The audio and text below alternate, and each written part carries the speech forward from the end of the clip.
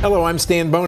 I'm Lindsay Watson. The Youngstown School District has devised a 9-week conflict resolution plan to help de-escalate the tension left from a fight last week between middle school football players at Cheney and East. The plan was created yesterday, and the first step was taken earlier this evening. All of this coming after the announcement that the middle school football seasons were being suspended. It's our top story tonight at 10.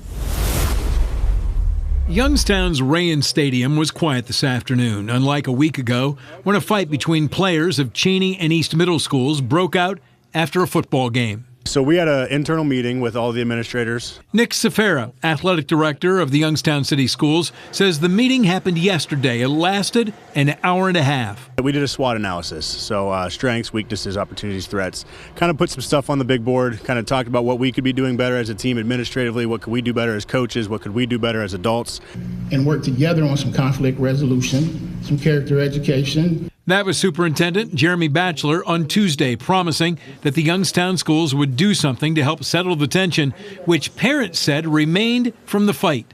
Now it's, one of the words was, you get it out in blood. I also saw someone online say that they're talking about popping each other.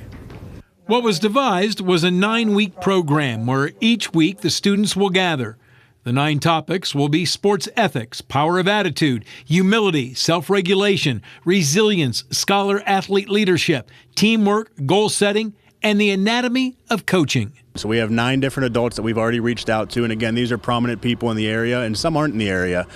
Some big names, NFL players, NBA players, some coaches that have won at the highest levels, some legends of Youngstown that want to come back and try to fix these things. The program actually started earlier this evening with a private meeting where players from both schools were expected to attend. A lot of local pastors, community members, leading members of the community are going to come together, and we're just bringing the kids together to express to them kind of how we should hold ourselves, what we should do, ways to handle ourselves, just when things happen to you, how to be less reactive.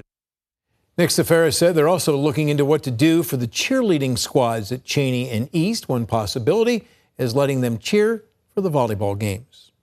Hi everyone, I'm Lindsay Watson. Thanks for watching the WKBN 27 First News YouTube channel. If you want more video news, subscribe to our channel. And don't forget to download the WKBN 27 First News app for breaking news alerts.